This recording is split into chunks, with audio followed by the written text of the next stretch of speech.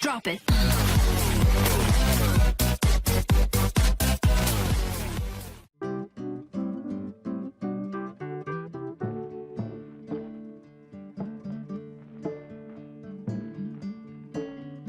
Nosotros sabemos cómo sacar a México de la decadencia.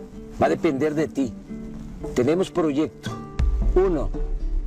Rescatemos al Estado. El Estado está convertido en un comité al servicio de unos cuantos. En sentido estricto, hablando con la verdad, en México no hay democracia, porque la democracia es el gobierno del pueblo y para el pueblo. Lo que hay es una oligarquía, que significa el gobierno al servicio de unos pocos. Si hacemos valer la Constitución, sobre todo el artículo 27, vamos a poder rescatar bienes de la nación y del pueblo que se han entregado de manera ilegal a particulares, a nacionales y extranjeros. De Salinas a Fox entregaron 25 millones de hectáreas del territorio nacional a empresas mineras, sobre todo extranjeras, para la explotación del oro, de la plata, del cobre. Es decir, entregaron el 12% del territorio nacional. México tiene 200 millones de hectáreas. Lo que concesionaron pues es del tamaño del estado de Chihuahua, que es el estado con más territorio en nuestro país, tiene 25 millones de hectáreas. Se llevan todas estas riquezas, no dejan beneficios, contaminan, pagan salarios de hambre. ¿Sabes cuánto pagan de impuestos las empresas mineras extranjeras? 5 pesos por hectárea al año. Por eso necesitamos rescatar los bienes de la nación, los bienes que son del pueblo, que esas riquezas se distribuyan con justicia, que no se queden, como ha venido sucediendo, en unas cuantas manos. 2, democratizar los medios de comunicación. El 75% de los mexicanos se va formando una opinión sobre la realidad nacional a través de lo que se les dice en la televisión.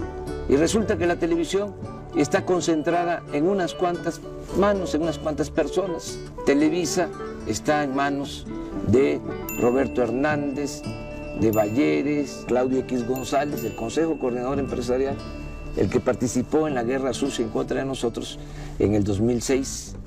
Germán Larrea, el de la Minera México.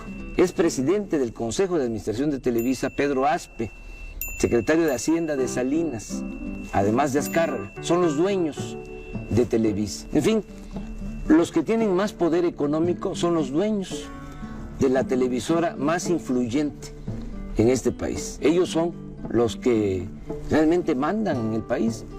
¿Cómo se apoya esta oligarquía para hacer sus fechorías, para cometer todas esas atrocidades que han llevado a la destrucción a nuestro país, que llevan al empobrecimiento del pueblo? Pues se apoyan porque tienen el control de los medios de comunicación. No dominan con el ejército. La oligarquía no necesita usar la fuerza bruta. Tienen el control de los medios de comunicación, tripulan la mente, tripulan el pensamiento de millones de mexicanos. Por eso hace falta que haya competencia, democratizar los medios de comunicación para que se escuchen todas las voces y de esta manera pues se tenga un mejor criterio. Hay muchas cosas que los ciudadanos no saben. Por ejemplo, han echado a andar toda una guerra sucia desde hace bastante tiempo, desde el desafuero en contra de nosotros para desprestigiarnos. Están empeñados en destruirnos políticamente, al mismo tiempo que ahora ya están proyectando a Peña Nieto, que va a ser el candidato de Televisa a la presidencia de la República. Ya la oligarquía tiene candidato, Salinas de Gortari es el jefe de campaña de Peña Nieto y Televisa la encargada de la propaganda, al mismo tiempo que a nosotros nos están haciendo a un lado y además nos atacan un día sí y el otro también. 3, crear una nueva economía. Ya está más que demostrado que la actual política económica no funciona. La han venido imponiendo desde hace 27 años. Claro, funciona para los potentados, funciona para la oligarquía. A ellos les ha ido muy bien. Por eso no quieren que haya un cambio en materia de política económica. Porque aunque le vaya mal al pueblo, aunque le vaya mal al país, a ellos siempre les va bien. Pero para la mayoría de los mexicanos, la política económica ha sido realmente un desastre. No ha habido crecimiento en la economía, no se han generado empleos. México se convirtió en el país del mundo que más mano de obra exporta al extranjero. La gente por necesidad tiene que abandonar el país porque aquí no hay oportunidades de trabajo. ¿A que no sabes que el año pasado, de los 152 países del mundo, México ocupó el lugar 143 en crecimiento económico. Es decir, estuvimos entre las 9 peores economías del mundo. El año pasado también México fue el país de América con menos crecimiento económico y aunque parezca increíble, estuvimos abajo de Haití en cuanto a crecimiento económico. Y aún así no quieren cambiar la política económica. ¿Qué proponemos? Impulsar actividades productivas, crear empleos, rescatar al campo del abandono, apoyar a los productores, ejidatarios, pequeños propietarios, lograr la autosuficiencia alimentaria, también desarrollar todo el sector energético. Es un absurdo que estemos vendiendo petróleo crudo en el extranjero y estemos comprando gasolinas o otros derivados. Es como si vendiéramos naranja y compráramos jugo de naranja. Tenemos que producir aquí las gasolinas, hacer las refinerías que hacen falta, fortalecer la industria petroquímica, todo esto para generar empleos en el país. No olvidemos, si hay producción hay empleo, hay bienestar, hay mercado, hay circulante, somos un país fuerte, soberano. 4. Combatir las prácticas monopólicas, que se cumpla lo que establece la Constitución en su artículo 28. Que no haya monopolios que abusen y que den precios exagerados, que afecten a los consumidores, como sucede en el país. Hay un grupo de monopolios vinculados al poder que tienen protección y que abusan de los consumidores. Nosotros los mexicanos tenemos que pagar porque existen estos monopolios, porque no hay competencia, más por los bienes y servicios que consumimos. Pagamos 3 veces más por el cemento que lo que pagan los estadounidenses. Los mexicanos pagamos también mucho más por el teléfono, por la luz, por tarjetas de crédito, por créditos hipotecarios, por el servicio de internet y todo porque existen los monopolios. Y hacemos la comparación con Estados Unidos cuando allá el salario mínimo es 10 veces superior al salario mínimo en nuestro país. No es justo que estemos pagando precios exagerados por la existencia de estos monopolios. 5. Abolir los privilegios fiscales. Es una gran injusticia el que los de mero arriba no paguen impuestos o cuando los pagan se les devuelve. Ya quedó demostrado, hasta el mismo Calderón lo tuvo que reconocer, que en el 2008, por ejemplo, 400 grandes empresas, las 400 más grandes corporaciones del país, empresariales y financieras, obtuvieron ingresos por 5 billones de pesos. Estamos hablando de la mitad del Producto Interno Bruto, de la mitad de la riqueza que se generó en ese año en el país. Esto también demuestra cómo se concentra el ingreso, cómo se concentra la riqueza en unas cuantas manos, en unas cuantas corporaciones en nuestro país. ¿Cuánto pagaron de impuestos? El 1.7% de sus ingresos. Cuando un trabajador asalariado, un profesionista, un pequeño, mediano empresario, pequeño, mediano comerciante, paga hasta el 30% de impuestos sobre la renta. Que se termine con la llamada consolidación fiscal, con el hecho de que las operaciones millonarias en la bolsa de valores pues no pagan impuestos. Entonces, que se terminen con todos estos privilegios fiscales, que se cumpla lo que establece la Constitución, que los impuestos se cobren de manera progresiva, que pague más el que tiene más. Eso es justicia fiscal. 6. Austeridad republicana. Le cuesta mucho al pueblo mantener al gobierno. Es un gobierno mantenido y bueno para nada. No puede haber un gobierno rico con pueblo pobre. Es mucho el dinero del presupuesto que se destina a pagar sueldos elevadísimos a los altos funcionarios públicos. Y no solo sueldos, tienen atención médica privada, cajas de ahorro, muchas prestaciones. Cuesta 1.500 millones de pesos mantener toda la flotilla de aviones y de helicópteros de los altos funcionarios públicos. No puede ser que haya sueldos de 600,000 pesos mensuales. Es un insulto. Hay que hacer un ajuste. Estamos proponiendo un plan de austeridad republicana para ahorrar 200,000 millones de pesos en el presupuesto y destinar estos fondos al desarrollo económico y a garantizar el bienestar de la gente. Juárez decía que los funcionarios tenían que aprender a vivir en la justa medianía. 7. Fortalecer el sector energético.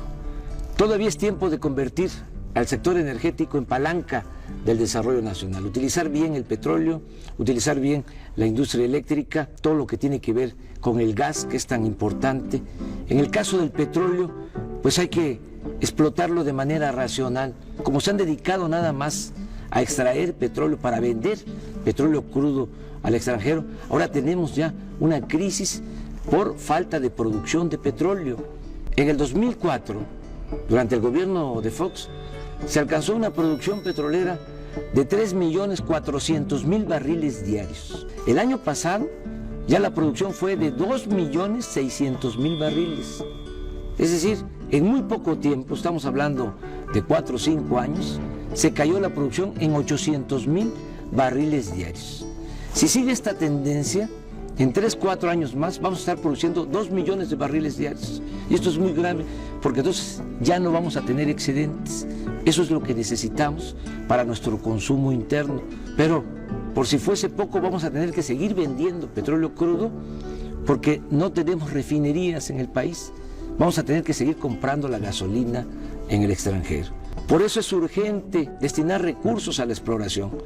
Y no hace falta ir a las aguas profundas. En aguas someras, en los litorales de Veracruz, de Tabasco, de Campeche, hay petróleo suficiente, pero hay que invertir en exploración. Hace falta también ya decidirse a construir en serio las 3 o 4 refinerías que hacen falta para dejar de comprar la gasolina en el extranjero.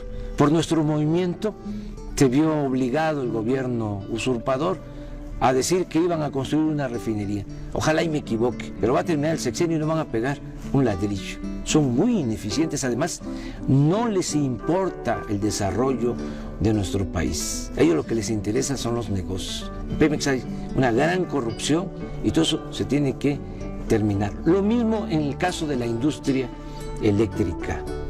Hay que revisar todos esos contratos que han entregado a empresas extranjeras para instalar plantas de generación de energía eléctrica en nuestro país. Estamos pagando la luz a precios muy elevados porque la Comisión Federal de Electricidad está comprando toda la energía eléctrica a empresas extranjeras. El 40% de la luz que consumimos ya se está comprando a empresas extranjeras. 8. Alcanzar la soberanía alimentaria. Tenemos que producir los alimentos que consumimos, dejar de comprar maíz, frijol, arroz, leche, carne de cerdo, carne de res, desechos de pollo en el extranjero. Es un absurdo que se haya abandonado el campo y que no estemos produciendo lo que consumimos. El año pasado, a pesar de la recesión económica, se tuvieron que destinar 16.000 millones de dólares para comprar alimentos en el extranjero, cuando podríamos estarlos produciendo en nuestro país, además generando empleos, evitando de que la gente tenga que irse a buscar trabajo a Estados Unidos. Se está despoblando el campo. También tenemos que apoyar la producción de autoconsumo. Millones de campesinos pobres, indígenas, viven de lo que producen, de la economía de autoconsumo. Hay que apoyarlos, ayudarlos a que sigan produciendo maíz, sobre todo, que es la base de la alimentación, y no al maíz transgénico. 9. Establecer el estado de bienestar.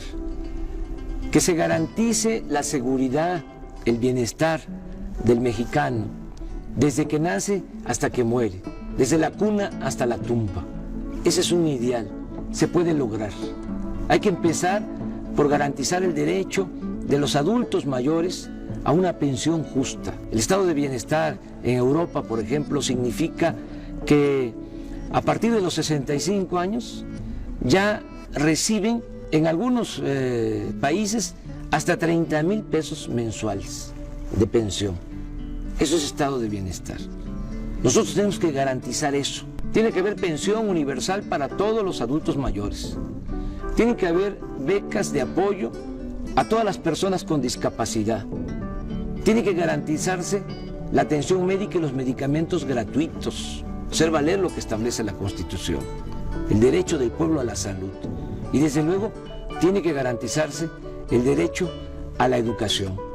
Que no se queden los jóvenes sin la posibilidad de estudiar, que no importe la condición económica, social de los padres, para que los jóvenes puedan tener acceso a la educación. No lo que ha venido sucediendo, que cada año rechazan a 300,000 jóvenes con el pretexto de que no pasan el examen de admisión en las universidades públicas, cuando la verdad es que no hay presupuesto, no hay espacio y por eso los están excluyendo.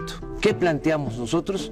Que todos los jóvenes tengan posibilidad de estudiar. 100% de inscripción en las escuelas públicas. Es mejor tener a los jóvenes estudiando que tenerlos en la calle. Ahora todo el mundo se rasga las vestiduras por esta situación de inseguridad y de violencia que desgraciadamente se está padeciendo, pero hay que entender por qué llegamos a estos extremos.